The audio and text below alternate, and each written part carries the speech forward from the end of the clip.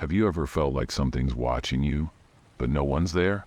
In this video, it'll reveal the chilling true story of how a quiet college apartment turned into a nightmare you won't believe. If you've ever brushed off strange sounds or eerie feelings, you're going to want to hear this because what you don't know might be happening in your own home right now.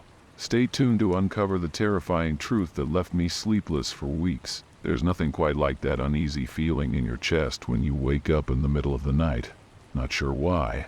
You're groggy, disoriented, and trying to shake off the last remnants of whatever dream you were just in. That was me, staring at the ceiling of my small on-campus apartment bedroom, my heart pounding like I'd just run a marathon.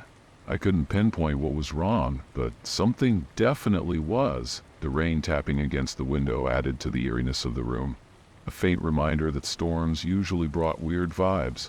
I chalked it up to that at first. I sat up in bed, feeling the strange pull to get out of the room. I wasn't one to spook easily, but this was different. There was no logic to it, no bad dream to shake off. I just felt this deep-rooted sense of terror, as if something was wrong with the air itself. Maybe it was the rain sounds blending with my overactive imagination. But my skin prickled, and every part of me screamed, "Get out!" Without thinking, I threw off the covers and headed toward my door. The second I opened it, I heard the click of my roommate's door across the hall. She stepped out at the exact same moment, her face pale, her eyes wide and frantic. "Did you feel that?" she asked, her voice barely above a whisper. She was shaking, and the sight of her like that only made my stomach churn more. "Yes," I said, breathless. We didn't need to say anything else. We both knew whatever it was had woken us up. We ended up sitting in the kitchen, munching on cold leftovers, trying to laugh off the fear, but deep down, I knew she felt it too, the tension, the raw wrongness of that moment. We stayed up for hours, waiting for something to happen, for some kind of explanation to present itself. But nothing did. The rest of the apartment was dead quiet, and my boyfriend, who had fallen asleep in my room earlier, was still completely out cold. Not a stir, not a peep from him. Maybe we're overreacting, I remember my roommate saying, though her voice didn't have much conviction behind it. I didn't respond. The truth was, I didn't know what to think, and that scared me more than anything. The next morning came too quickly, and I tried to shake off the unease as I went about my day, but something lingered. That night, though nothing unusual happened again, the memory of that inexplicable terror clung to me, refusing to fade into the background like some forgotten nightmare. It wasn't just a dream. I knew that much. True stories like this don't just vanish with daylight. There's a kind of horror that doesn't end with the night, and I had the sinking feeling I hadn't seen the last of it. It wasn't long before the second event happened, and if I thought that first night was terrifying, I had no idea what real fear was. A few weeks had passed, and everything seemed back to normal. I'd almost convinced myself that my roommate and I had just freaked each other out. The rainy night, the half-sleep, maybe it was all in our heads. But then, one morning, I found myself alone in the apartment, and things took a darker turn. It was a typical day, nothing out of the ordinary. I had an early class, came back, and decided to take a nap. The apartment was quiet. No one else around. I slipped under the covers, letting the gentle hum of the rain sounds lull me into sleep. I woke up maybe an hour later, groggy but aware of something strange. My eyes fluttered open, and I blinked at the sunlight filtering through the curtains. Everything seemed normal, except for one thing. There, at the foot of my bed, was a figure. At first, I wasn't afraid. The thing, whatever it was, sat there quietly, unmoving. It was pale, almost glowing, and the more I stared, the more detail I could make out. It looked vaguely human, but something was off. Its limbs were too long, its skin too smooth, and its hair. I remember its hair sticking out in thin, wispy strands like feathers clinging to its head. It just sat there watching me, and for a split second, I was more fascinated than terrified. It felt like one of those strange, true stories people tell but never quite believe. But then, reality hit. As I tried to sit up, I realized I couldn't move. Panic set in hard and fast. I was completely paralyzed, my body locked in place as if an invisible weight was pressing down on me. My chest tightened, my breathing quickened, and that's when the figure moved. Slowly, It started leaning toward me, its gaze never leaving mine. My heart pounded in my ears, drowning out everything else. I tried to scream, but nothing came out. I squeezed my eyes shut, hoping it would disappear. 1 second passed, then 2. I opened them again, and the figure was gone. Just like that, I could move again, the pressure lifting as quickly as it had come.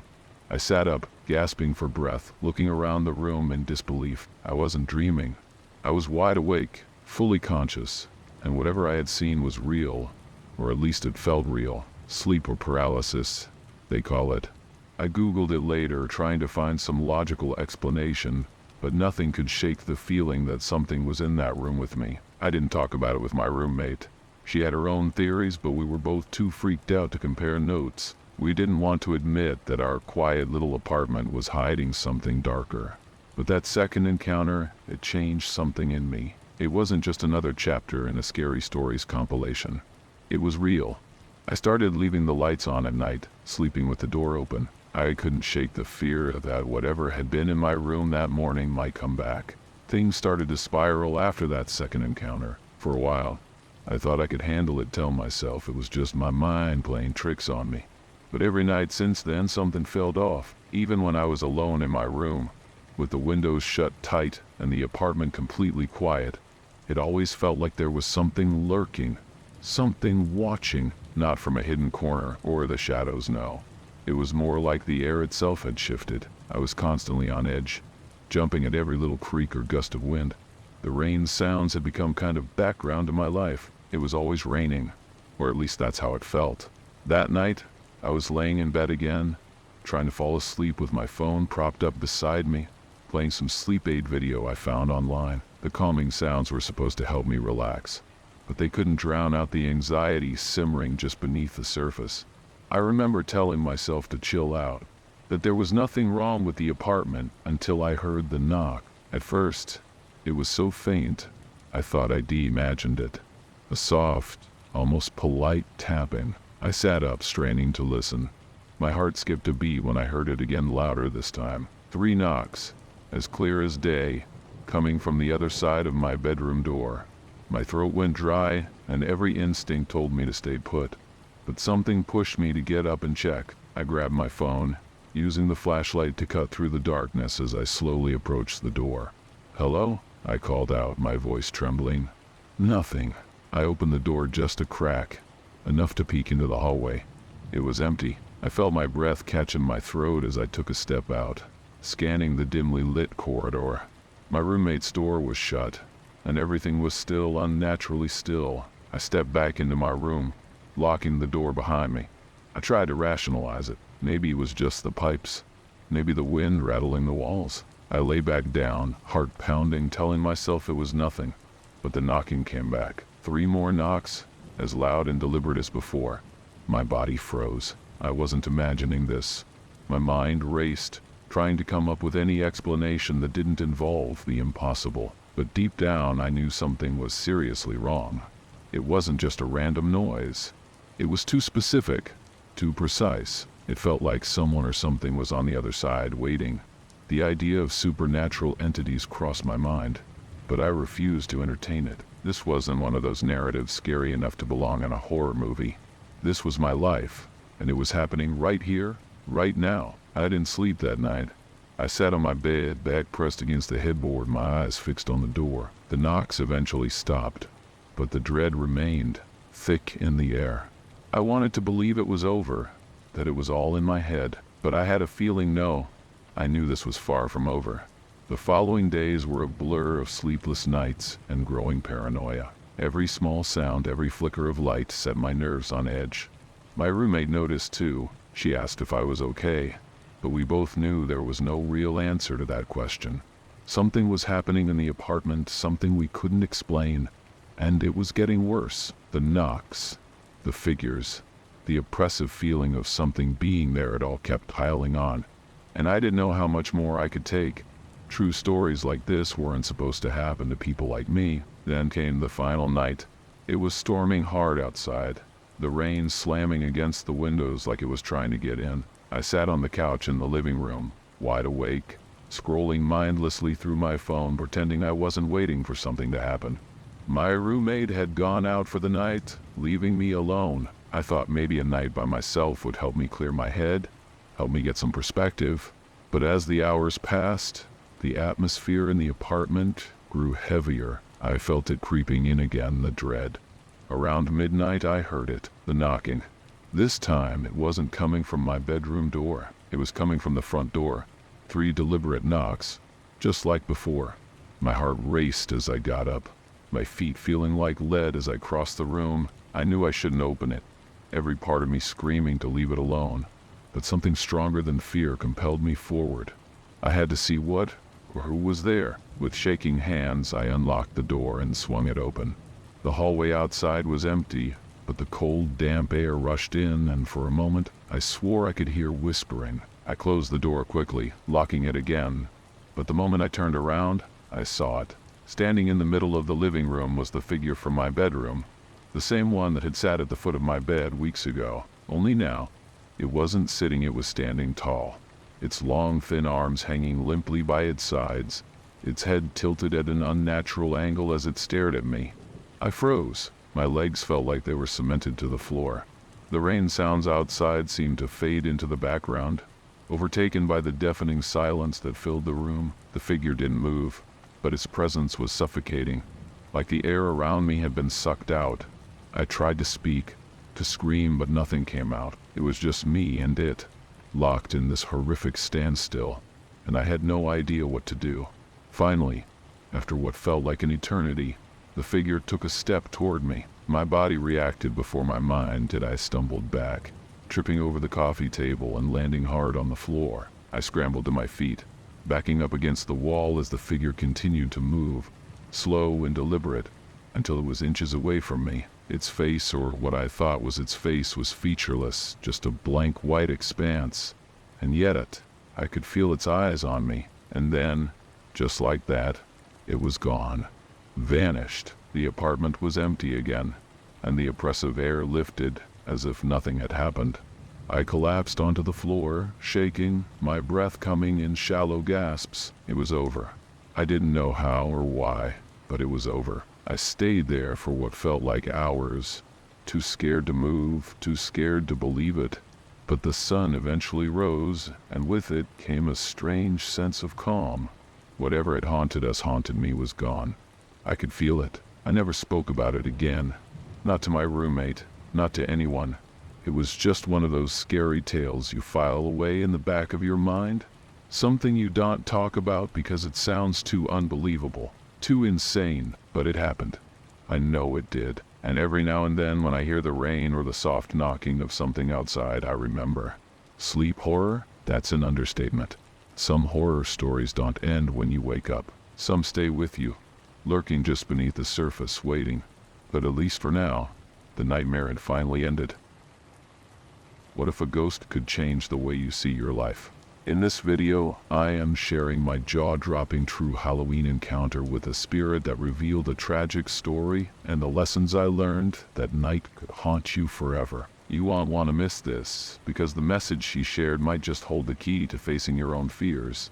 Stick around to discover the chilling truth behind her presence and what it means for you. The autumn chill had crept into my old apartment, nestled in the heart of a once vibrant neighborhood. It was late October, just a few days before Halloween, and the streets outside were lined with pumpkins and cobwebs, each home competing for the title of spookiest on the block. I was tired from work, another long day filled with back-to-back meetings, and when I got home, I couldn't shake the feeling that something wasn't quite right. The air felt heavy, almost electric, as if the world was holding its breath in anticipation. After a quick dinner, I plopped down onto my couch for what I intended to be a brief nap.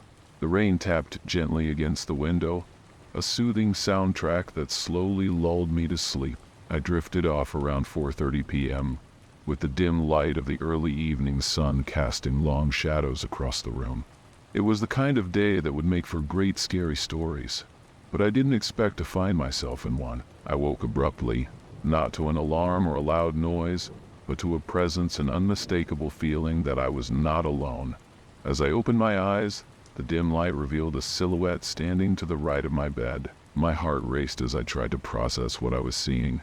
There she was, A woman dressed in an old-fashioned gown, kneeling at the edge of my bed, her features hazy and indistinct, as if I were looking at her through a foggy window. I could hardly breathe, paralyzed by fear and curiosity.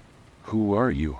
I managed to whisper, my voice barely audible. In response, she leaned closer, and I felt a chill sweep through the room, as if the temperature had dropped 10 degrees. "I burned. I died in a fire here in this corner," she said softly, her voice a mere whisper. Yet it resonated deeply within me. In that moment, vivid images flashed in my mind. Flames licking at the edges of my kitchen, smoke curling toward the ceiling, a panic-stricken face reflecting the horror of it all. It was all too real. And just like that, she was gone. I blinked, and the space next to my bed was empty, leaving only the echo of her words hanging in the air. My pulse thudded in my ears, and I couldn't shake the feeling that I had just encountered something profound. I didn't believe she was there to scare me. It felt more like she wanted to be remembered. The realization sent a shiver down my spine. I took a moment to process what had happened before I opened every window in my apartment, hoping to clear the air, both literally and figuratively, then crawled back into bed, trying to convince myself it was just a dream. But I knew better. It was the kind of story that would fit right in with the narrative, scary enough to keep you up at night, horror stories that lingered long after they were told. As I lay there, I couldn't shake the feeling that Halloween was approaching quickly, and with it, the ghosts of the past were ready to remind us of their presence. That night, I lay wide awake, staring at the ceiling, wrestling with what I had just experienced. The rain continued to patter softly against the window, a reminder that the world outside was still alive and vibrant, while my mind wrestled with shadows of the past. It was unnerving, feeling the weight of an unseen presence lingering in the corners of my mind. So I tried to focus on something else. Maybe a scary compilation of true stories would help ease the tension. I grabbed my phone and started scrolling through old bedtime stories that promised to deliver just the right amount of spine-tingling thrills.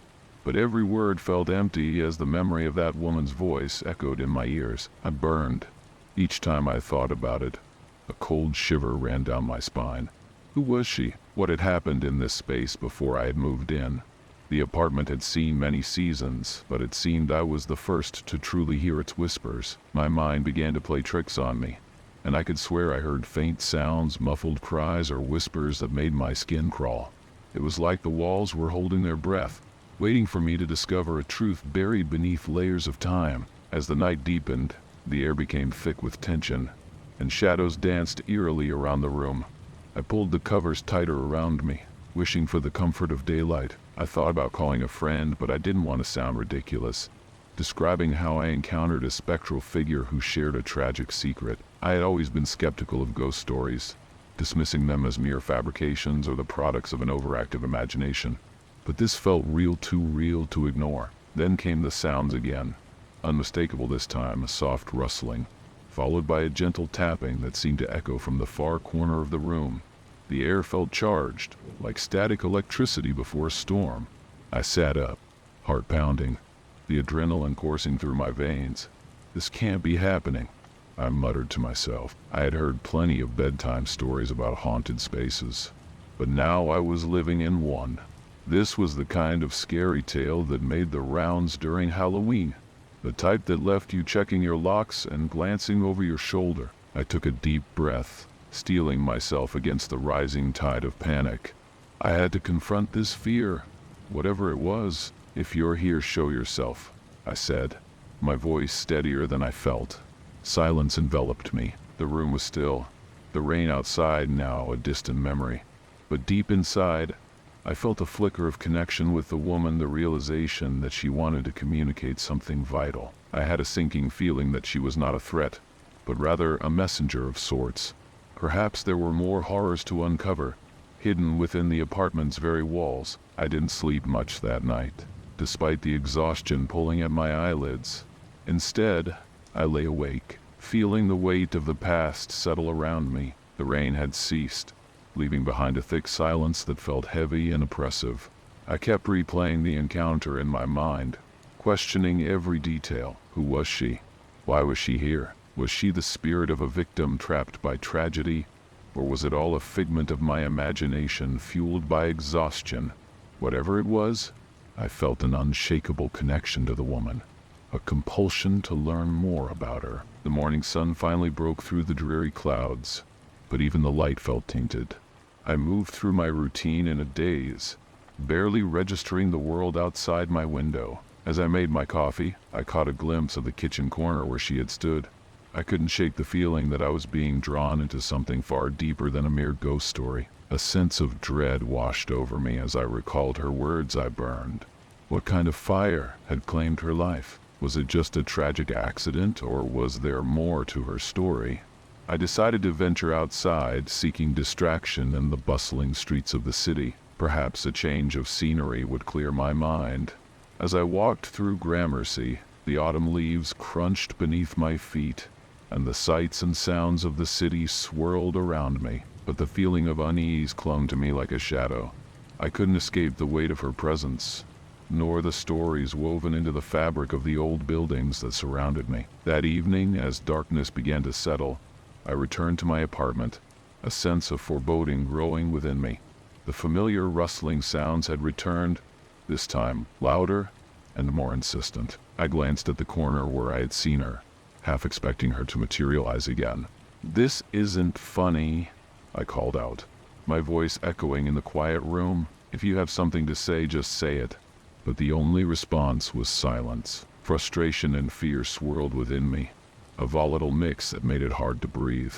I felt a surge of anger at the situation, the unknown pressing down on me like an invisible weight. I grabbed my phone and searched for local haunted history, desperate to find anything that might explain what I was experiencing. The search led me to a website dedicated to true stories and urban legends, tales of spectral encounters and tragedies that had unfolded in the very buildings surrounding me. As I read through the narratives, I realized that my apartment was part of a long history of fear and loss, woven into the city's tapestry of horror stories that echoed through the years.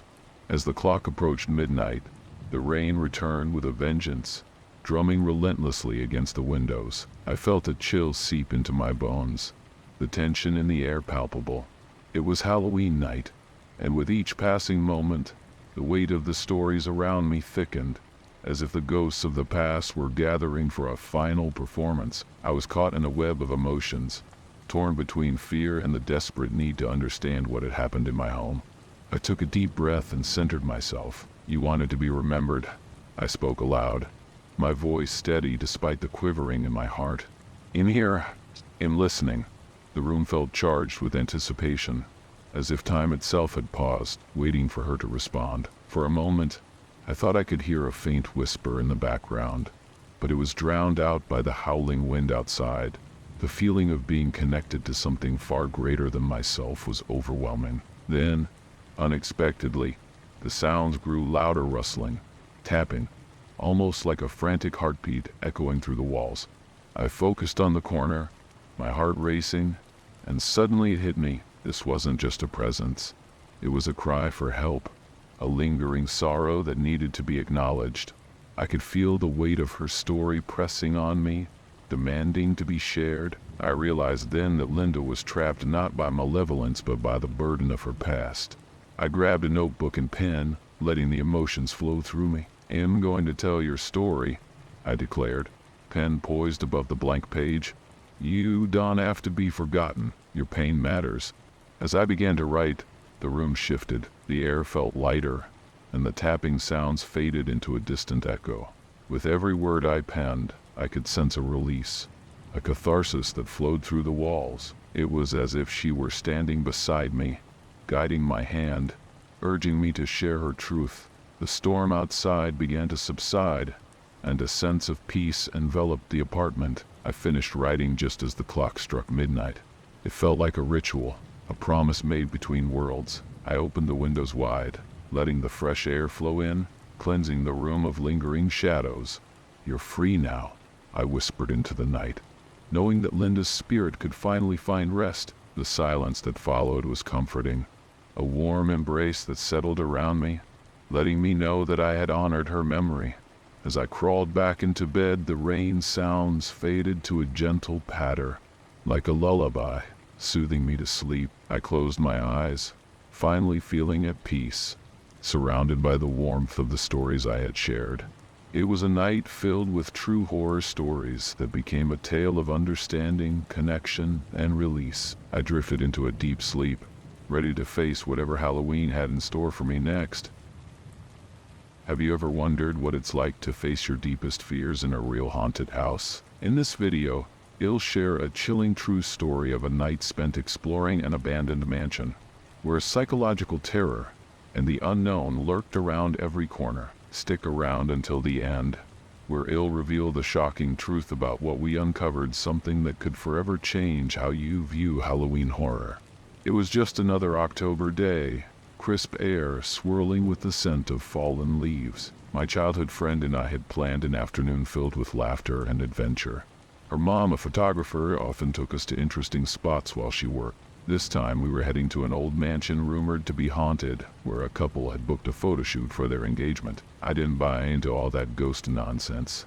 To me, it was just another spooky story meant to thrill kids and sell tickets to Halloween attractions. The mansion loomed large, its once grand facade now draped in peeling paint and overgrown vines. It had a certain charm, though, like a forgotten dream. As we arrived, the couple stepped out of their car, excitement lighting up their faces.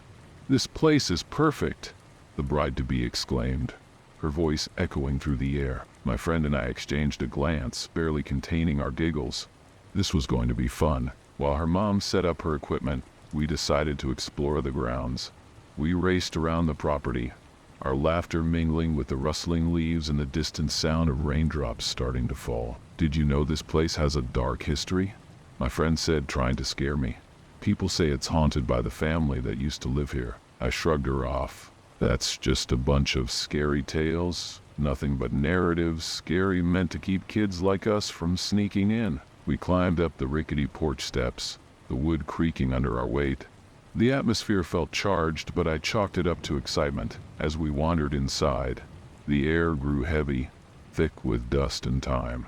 Shadows danced in the corners, twisting and turning like the stories we'd heard. I noticed the couple posing in front of a grand staircase, their smiles bright against the dim light. "Can you imagine living here?" my friend whispered, glancing around. "It's kind of creepy," I laughed, brushing off her concerns. "Relaxing horror isn't real, right? Just look at them." I waved toward the couple, who were now deep in their own world, oblivious to us. We continued exploring, darting from room to room, our voices echoing in the empty halls. I started to feel a thrill that I couldn't quite place. Then, as we peeked into a room filled with old furniture, a sudden crash from upstairs made my heart race. "What was that?" my friend gasped, her eyes wide. "Probably just a raccoon," I replied, trying to sound brave even as a shiver ran down my spine. The rain began to patter against the roof, creating a rhythm that matched my growing anxiety. For a moment the fun felt overshadowed by a strange sense of foreboding, as if the house itself was watching us. The rain intensified, drumming against the windows like a warning.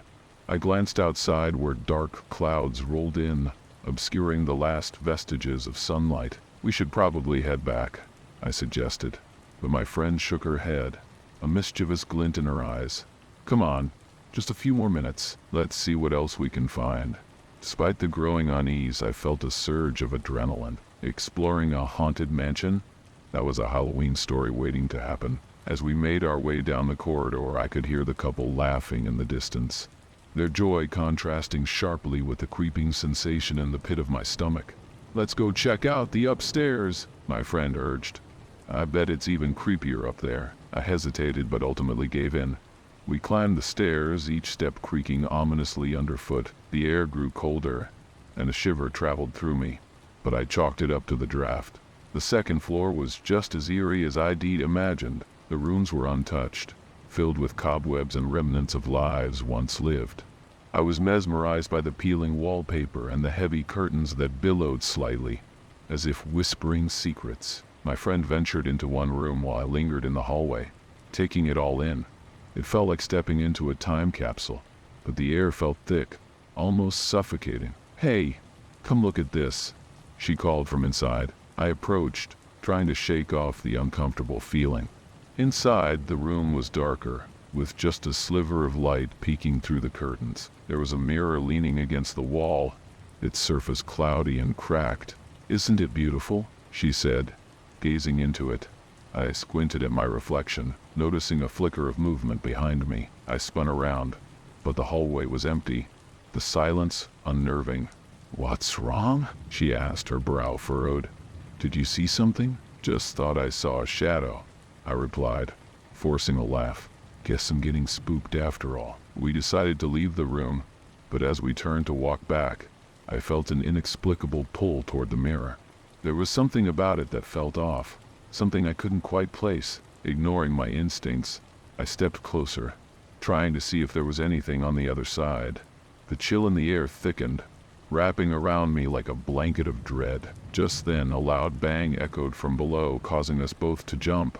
"What was that?" I whispered, my heart racing.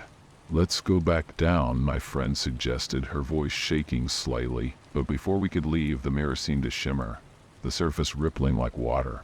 I blinked, convinced it was just my imagination, but a fleeting sense of something, fear or perhaps curiosity, gripped me tightly. I stepped back, urging my friend to follow. Whatever was happening in this house, I wasn't going to let it turn into one of those scary stories where kids like us got trapped in an abandoned mansion. We hurried down the staircase, each step feeling heavier than the last. The sound of our footsteps echoed, mixing with the now relentless rain. I glanced over my shoulder, half expecting to see something lurking in the shadows. "We really should go," I urged. "Something feels off." My friend nodded, but there was a spark of defiance in her eyes. "Just a few more minutes," she insisted, but even she seemed to sense the tension crackling in the air. Once we reached the ground floor, the couple had moved outside, their laughter replaced by the sound of raindrops splattering against the wooden porch. The atmosphere felt heavier, the air charged with something I couldn't quite put my finger on.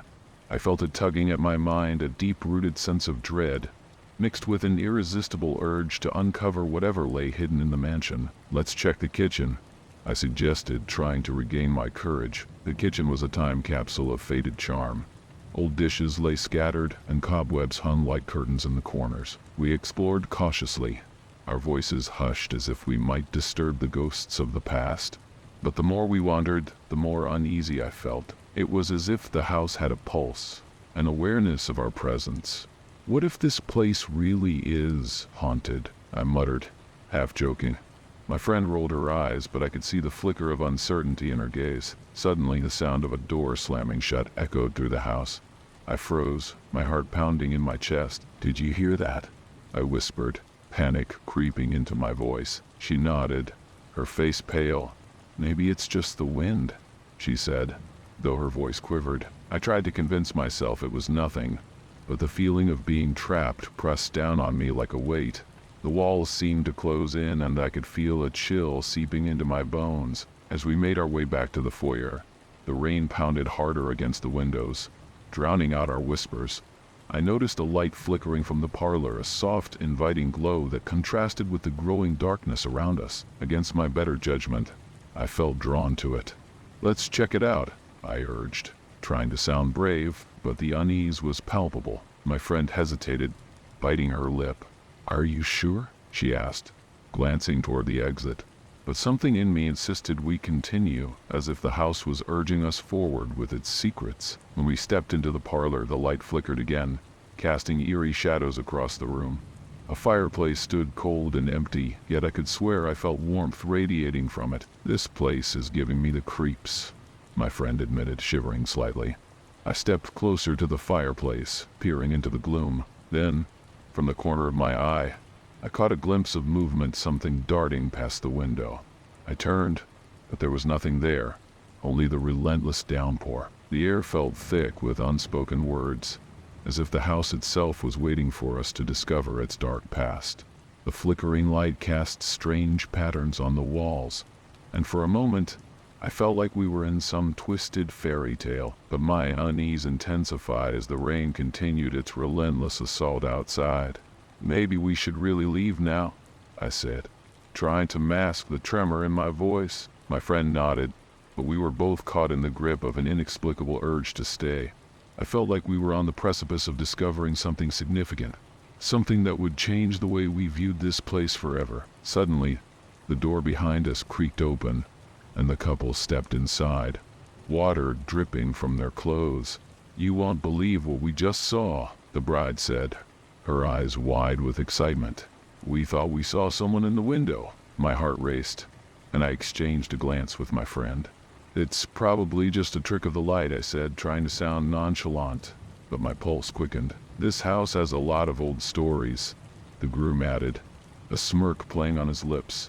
"They say you can hear the whispers of the past." The couple's enthusiasm was infectious, and I could feel the tension in the air shift slightly. "Let's explore together," my friend suggested, her fear momentarily forgotten. "The more, the merrier," we agreed, and soon we were all moving through the house, laughter echoing in the empty halls. As we ventured deeper into the mansion, the atmosphere shifted again, becoming heavy with an unexplainable tension that wrapped around us like fog. We stumbled upon an old study, where the air felt thick with memories. Dust particles floated in the beams of light breaking through the grimy windows. The walls were lined with books, their spines cracked and faded. "Look at this," I said, pointing to a worn journal lying on the desk. I opened it, but the pages were yellowed and brittle, filled with scrawled notes and sketches of the house. As I flipped through, a sudden chill swept through the room, causing me to shiver involuntarily. "Did you feel that?" I asked, glancing at my friends. They nodded, eyes wide. Before we could react, the lights flickered violently, plunging us into darkness. I felt my heart race, pounding in my chest like a drum. "What's happening?" my friend cried out, panic lacing her voice. Just then, a low groan echoed through the hallway, sending chills down my spine. "Let's get out of here," I shouted, adrenaline pumping through me. The couple looked terrified, their playful demeanor replaced by fear. We bolted for the exit, the shadows seeming to stretch and reach for us as we ran. Finally, we burst outside into the pouring rain, gasping for breath. The cold air hit us like a wave, clearing the fog of panic from my mind. We stood together, drenched and shaken, the mansion looming behind us, dark and foreboding. "What just happened?" the groom asked, his voice trembling. I couldn't explain it. It felt like the house had come alive for just a moment, revealing its secrets before shoving us back into reality. "Let's just go," I said, looking back one last time. As we drove away, I couldn't shake the feeling that the mansion held more than just echoes of the past. It was a place where fear mingled with the thrill of discovery, a true Halloween horror story that would linger in our minds long after we'd left. The rain continued to pour, a soothing soundtrack that would eventually become a sleep aid to the nightmares waiting just beneath the surface. That night, as I lay in bed, I couldn't help but replay the events, realizing some places are meant to remain shrouded in mystery, their stories left untold, their horrors remaining buried just like the tales of old. What happens when a normal family faces a terrifying mystery just days before a wedding? In this chilling true Halloween horror story, they hear an eerie tapping that turns their home into a nightmare. If you've ever felt fear creeping into your life, you'll want to see how they confront the unknown. Stay tuned to discover the shocking truth behind the noise and what it means for their future. Growing up in a pretty religious family, I always thought there was something comforting about the rituals and prayers we practiced. My father collected relics, old trinkets imbued with meaning which only added to the air of sanctity in our Chicago home. I often felt like we were living in a bubble of faith, surrounded by our beliefs. But 2 days before my older sister's wedding, that bubble would be pierced in a way I never expected. The night was draped in the familiar embrace of summer, but as the sun dipped below the horizon, an unsettling atmosphere took its place. It was around 8 p.m. when the events began to unfold. My younger sister and I were sprawled on the couch, half watching a movie and half getting lost in our thoughts. My father was in the kitchen, busy preparing snacks for the wedding rehearsal dinner, while my mother was upstairs, tending to last-minute wedding details. My older sister was in the first-floor bathroom, where a single window with pebbled glass looked out into our small backyard, bordered by a tall fence. Everything seemed ordinary until it wasn't. Suddenly we heard it, a sharp, persistent tapping that echoed through the house. It wasn't the gentle knock of a bird's beak. It was distinct, like someone trying to get our attention with their fingernail. Tap, tap, tap, tap. It pierced the quiet of the evening, drawing my sister's attention from her grooming. Confused, she called out for our parents, her voice laced with urgency. My heart started to race as the sound continued. It felt like something out of one of those horror stories I'd read, scary tales that keep you up at night. When my father joined her, he paused, listening intently. "What is that?" he murmured, clearly perplexed. The tapping was still relentless, a sinister rhythm that stirred an unsettling feeling in my gut. I watched as my father moved toward the bathroom, his brows knitted in concentration.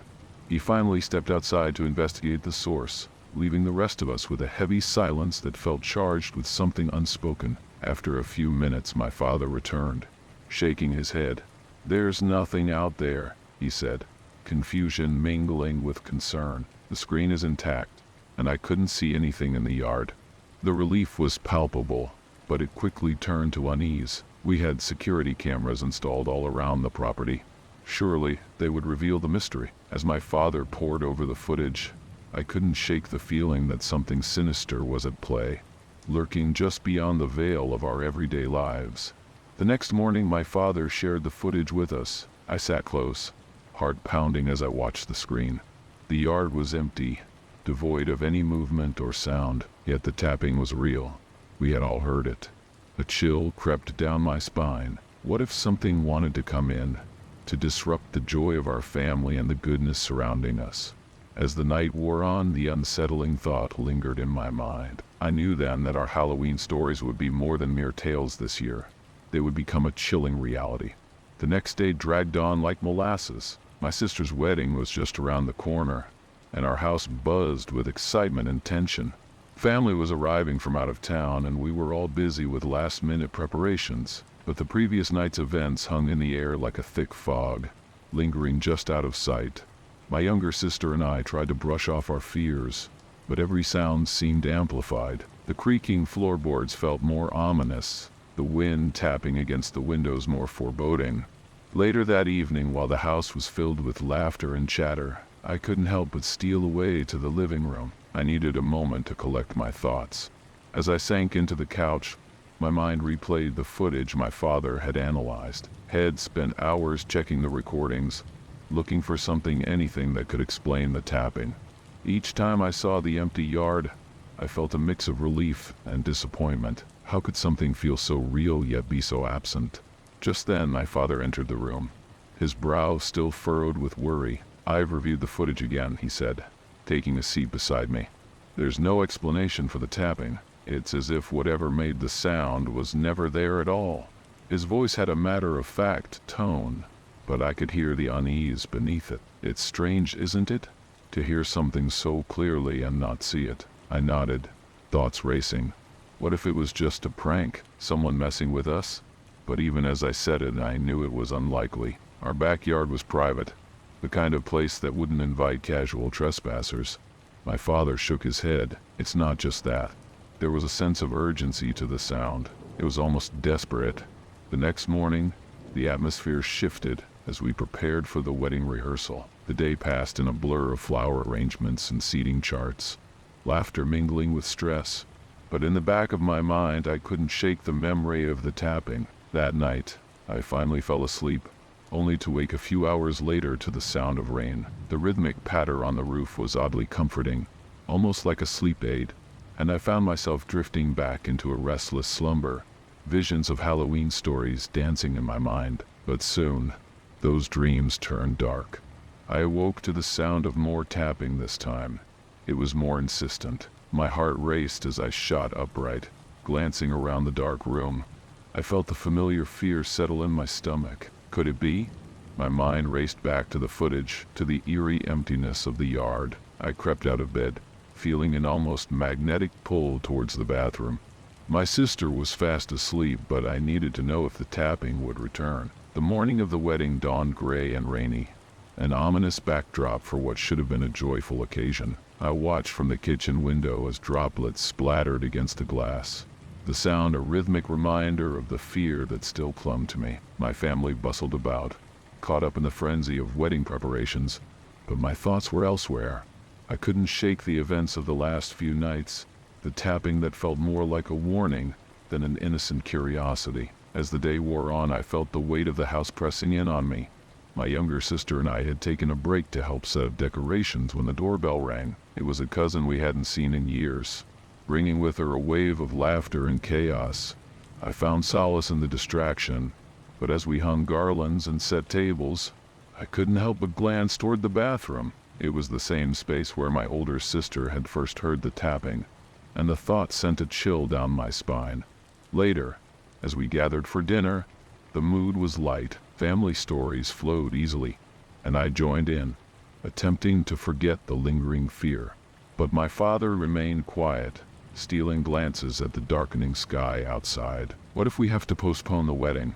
he muttered under his breath. "If the rain gets worse," I rolled my eyes, brushing off his concerns. My sister deserved this day, rain or shine, but deep down I knew there was more to my father's worry. It was the tapping that haunted him too. After dinner, the guests trickled away, leaving just us family members. We retreated to the living room, our hearts buoyed by the shared excitement of the upcoming celebration. My father suggested we review the wedding plans one last time, so we gathered around the table, poring over the details. Laughter echoed around the room, and for a moment, I felt the tension lift. Then, as if on cue, the tapping returned, slicing through our moment of joy like a knife. It started softly but grew louder, a desperate reminder of the previous nights. The sound sent my heart into overdrive, and I could see the unease flicker in my father's eyes. "Not again," I whispered, dread pooling in my stomach. We all froze, listening intently as the tapping persisted, a chilling insistence that seemed to echo the chaos of our thoughts. My sister's face paled, and I could tell she was thinking the same thing. "Is it trying to warn us?" she asked, her voice barely above a whisper. My father shot to his feet, a mix of determination and fear written on his face. "I need to check the backyard again," he declared, moving toward the door. As he stepped outside into the rain, I felt a mixture of worry and anger boiling within me. This couldn't keep happening. Not today, not when my sister's happiness was on the line. I watched the door close behind him, my heart racing as the sound of rain blended with the echo of tapping in my mind. The door swung shut behind my father, and the moment he stepped into the rain-soaked darkness, I felt an anxious knot tighten in my stomach. My sister and I exchanged worried glances, unsure of what to do next. The tapping continued, unyielding, as if it had found a rhythm of its own, echoing our rising fear. I could barely hear my mother's soft voice as she tried to calm us down, but the tension in the room felt tangible. "Maybe it's just a branch or something against the window," my younger sister suggested, her tone shaky as she shifted nervously in her chair. I wanted to believe that, but a small voice in my head insisted that it was something more. The tapping sounded too deliberate, too focused. It was as if whatever was out there knew we were inside, waiting for something to happen. Just then, my father returned, shaking off rain like a dog. His expression was grave, and I felt the hairs on the back of my neck stand on end. "There's nothing back there," he said, his voice steady but his eyes betraying him. But the air felt different, like something was waiting. My heart raced at his words, and I could see the fear reflected in my sister's eyes. We had spent so much time in this house, believing we were safe, but now the walls felt like they were closing in. The tapping resumed, now more insistent, tapping against the bathroom window like a warning. I suddenly recalled the stories I had read about supernatural occurrences, narratives scary enough to make anyone second-guess their sanity. But we weren't in a story. This was our reality. "Dad, what if this is a sign?" I asked, voice trembling. "What if it means something?" He looked at me, and for a moment, I saw a flicker of understanding pass between us. "Maybe it's a sign of something good, but the evil wants to disrupt it," he replied, his voice low. "There's always a balance." Just as he finished speaking, the tapping stopped. The sudden silence was deafening. My sister shot up and we rushed to the window, peering out into the blackness of the backyard. And there it was, the faint outline of a figure just beyond the reach of the patio light, standing motionless. My heart plummeted, and I felt a wave of nausea wash over me. I could barely breathe as I stared into the darkness, searching for answers that wouldn't come. My father moved closer, squinting into the rain. "Can you see it?" he asked, voice barely a whisper. I shook my head, fear holding me in place. The figure seemed to sway, almost as if it were beckoning us to come closer. Before I could gather my courage to speak, a flash of lightning illuminated the backyard for a brief moment. The figure was gone. My heart raced, and I glanced back at my family, bewildered. "Did you see that?" I gasped. They nodded, disbelief etched on their faces. My father turned, looking toward the door, which now felt like an invitation to the unknown. It was then I realized that whatever had been trying to get our attention was a reminder of the balance between good and evil. As the night deepened and the rain continued to fall, we huddled together in the living room. The tapping was replaced by the soft sound of rain, a sleep aid I desperately needed. But sleep felt like an impossible task. We clung to each other, sharing whispered fears and thoughts, hoping that whatever had visited us would let us be. My sister's wedding would go on, and perhaps this would just be one of those Halloween stories we'd tell for years to come. A chapter in our lives that blended the real with the inexplicable. But deep down I knew the night wasn't over yet. With the wedding looming and the rain still pouring outside, I couldn't shake the feeling that our true horror stories were only just beginning. Do you find yourself constantly distracted and unable to focus? Join us as we explore the surprising techniques that can help you regain your concentration and boost your efficiency. Don't miss out on learning the one habit that could skyrocket your productivity and change your life for the better.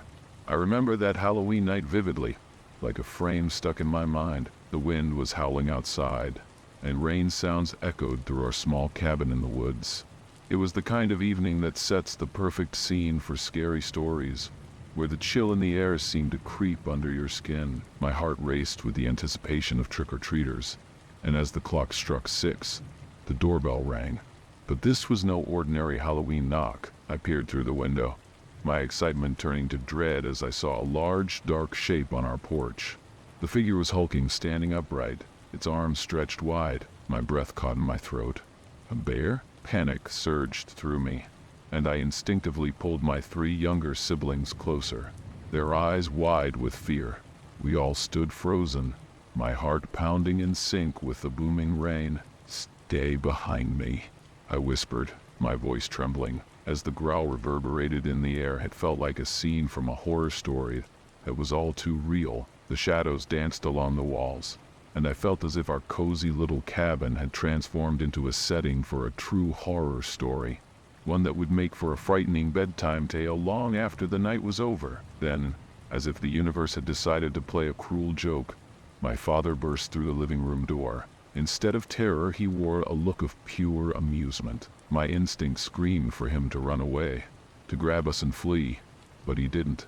He started laughing, and that laughter echoed through the room, filling the space that had felt so heavy with fear. "What's so funny?" I snapped, still clutching my brothers as if they were my only lifelines. My father stepped closer to the door, revealing the absurdity of the moment. "It's just your mother," he chortled, pointing toward the creature at the door. There she was in all her glory, wearing a bear rug shed bought at a flea market earlier that day. My initial fear dissolved into confusion, then relief. The rain continued to patter against the roof, mixing with my heart's slowed rhythm, but I couldn't shake off the eerie feeling that had settled deep in my stomach. As my siblings and I exchanged glances, the weight of the moment shifted. We had expected the night to be filled with light-hearted scares, ghosts, and goblins, but this unexpected visitor had thrown us for a loop. Little did I know, that evening would soon take a turn toward the unnerving, a blend of humor and horror that would linger in my mind for years to come. And though the initial scare was diffused, I couldn't shake the feeling that something wasn't quite right. Once the laughter faded and the reality of our bear settled in, the atmosphere shifted. My mother shrugged off the rug and joined in the laughter, playfully mimicking a bear's growl. The initial shock melted away, and we all fell into a sort of calm and unspoken agreement that it was just a joke. But as night fell and the rain intensified, the shadows began to stretch longer, and an unsettling tension crept back into the air. With the jokes over, we settled in for our usual Halloween tradition, storytelling. We huddled together in the living room, a cozy fire crackling in the hearth, as my father recounted tales of creepy creatures and ghostly encounters. But this year, I couldn't shake the feeling of unease. Each story seemed to echo the unsettling events of the evening. Outside, the rain drummed steadily, the sound intertwining with the tales of horror, almost as if nature was amplifying the terror. I tried to focus on my father's voice, but I couldn't help glancing at the window. The way the trees swayed in the wind looked almost menacing. Every creak of the old cabin felt amplified, as if someone or something was lurking just outside. I could feel my heart rate quickening, and I found myself fidgeting with my sweater. The story seemed to hang in the air, ghostly and tangible, feeding my imagination. It was just a little too dark outside, a little too quiet except for the rain. Then, without warning, the doorbell rang again. This time, it sent a jolt through me, harder than before. I exchanged worried looks with my siblings.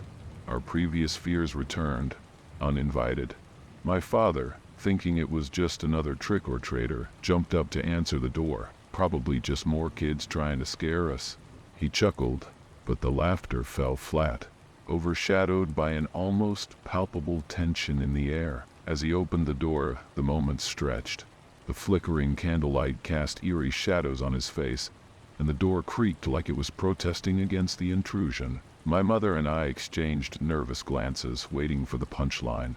But when my father stepped outside, his laughter died in his throat, and the silence that followed was deafening. I could hardly breathe, and I felt my heart pounding louder than the rain, wondering what awaited us outside on that dark Halloween night. My father stood frozen in the doorway, a silhouette against the dim light of the cabin. I could barely make out the expression on his face, but the sudden absence of his laughter felt ominous. My mother rose, concern replacing her earlier amusement, and the three of us shuffled closer, peeking around her. Whatever lay beyond the threshold had managed to grip him with a fear that was now palpable in the air. "Dad, what is it?" I finally managed to ask, my voice barely above a whisper. The rain continued to hammer down, creating a backdrop of chaos that seemed to mirror our growing anxiety. My heart raced as he remained silent, his eyes locked on something we couldn't see. Then, as if struck by a sudden burst of urgency, he stepped outside, beckoning my mother to follow him. "You kids stay inside," he instructed, his tone serious. In a moment of brave defiance, I moved to the window, my heart hammering in my chest. Rain cascaded down the glass, obscuring my view, but I could see the outline of my father's figure moving forward into the night. Then, with a startling suddenness, a loud crash echoed through the air, slicing through the constant rhythm of rain sounds. My stomach dropped as panic surged through me. "Dad!" I shouted, but my voice sounded small, lost in the downpour. My brothers clung to me, their eyes wide with terror. "What's happening?" one of them asked, his voice trembling. I could only shake my head, unable to tear my gaze from the door. I felt a pull to follow them, but fear kept me anchored to the spot, the weight of dread making it hard to breathe after what felt like an eternity. My father returned, his expression grave. "It's just a tree branch," but it fell right near where I was standing. "You guys stay here, okay?" His voice was steady, but the look in his eyes said otherwise. There was something lurking in the shadows of the woods, something that felt heavy and wrong. The rain continued its relentless assault, and I could almost feel the cabin shudder beneath the weight of whatever darkness surrounded us. As the night deepened, the atmosphere grew thicker. We huddled together, sharing stories to distract ourselves, but each tale felt like a poor attempt at a comforting blanket against the chill creeping into our bones. The horror stories recounted now seemed eerily close to reality, whispers of the unknown lurking just beyond the safety of our walls. My mind raced with thoughts of the bare rug, and in that moment, it became a dark symbol of the uncanny. What had begun as a joke now felt like a prelude to something much more sinister. As the clock ticked deeper into the night, the sense of foreboding enveloped us. The rain had become a constant roar, drowning out our voices and filling the cabin with an oppressive ambiance. My father sat by the fire, trying to maintain a calm facade, but I could see the worry etched into his features. My mother wrapped her arms around us, pulling us closer as if she could ward off whatever darkness lurked outside. The stories turned quieter, more hesitant, and my father finally proposed a change of pace. "Let's turn off the lights and see how dark it really is," he suggested, attempting to inject a sense of fun into the fear. With a flick of the switch, the room fell into darkness, the only light coming from the flickering flames. The shadows loomed larger, distorting familiar shapes into something grotesque. My heart raced with every pop and crackle from the fire, but I couldn't deny the thrill. Suddenly, a loud thump against the cabin shook me from my thoughts, sending chills down my spine. "What was that?" I gasped, gripping my brothers tighter. My father's confident demeanor faltered for a moment as he glanced toward the windows, the reflection of the fire dancing in his eyes. "It's just the wind," he said, though his voice lacked conviction. But something told me it was more than just the wind. The dark woods felt alive, restless, as if they were waiting for something or someone. In that moment of uncertainty, a flash of lightning illuminated the cabin, and for a brief second I caught a glimpse of a figure standing outside. My heart dropped. It was large, shrouded in darkness, and my instincts screamed for us to hide. "Dad!" I shouted, panic rising in my throat. "There's something out there." But before he could respond, the power flickered, and the cabin was plunged into darkness again, the wind howling in protest. "Stay close," my father ordered, and we all huddled together, our breaths held in unison. Then, as the storm raged outside, the door rattled violently as if something was trying to get in. The fear wrapped around us like a heavy blanket, suffocating and cold. My mind raced through all the scary tales I had ever heard, stories of things that shouldn't exist but somehow did. I never thought this Halloween would turn into a true horror story, but the line between reality and nightmare was blurring rapidly. Just then the door burst open with a deafening crash, and a wave of cold air swept through the cabin. I stumbled back, heart racing as my father lunged forward to block the entry. A massive shadow filled the doorway, towering over him, and my world came crashing down around me. My mind screamed in chaos, every horror story I'd ever heard colliding into a single moment of pure terror. But instead of the bear or something worse, it was just a soaked trick-or-treater, their costume now a dripping mess, eyes wide with surprise. Laughter echoed in the wake of the tension, and relief washed over me like a wave. I could hardly believe how close I had come to believing the worst. But deep down I realized that Halloween had a way of blurring the lines between fear and joy. We embraced the moment, knowing it would become part of our own collection of Halloween stories. A chilling memory turned into a tale of laughter and fright. The night ended with more stories shared, each one weaving its way into the fabric of our family traditions, leaving us all with the understanding that sometimes the scariest stories turn into the ones we remember most. And in that cozy cabin, as the storm outside began to wane, I knew one thing for certain. The true horror of that night lay not in what we feared, but in the shadows of our imaginations, where the line between reality and myth can easily blur. The rain sound softened, but the memories lingered, forever marked as our own true Halloween horror story. If you enjoyed the video you just watched, you won't want to miss this next one. Click now and I'll see you there.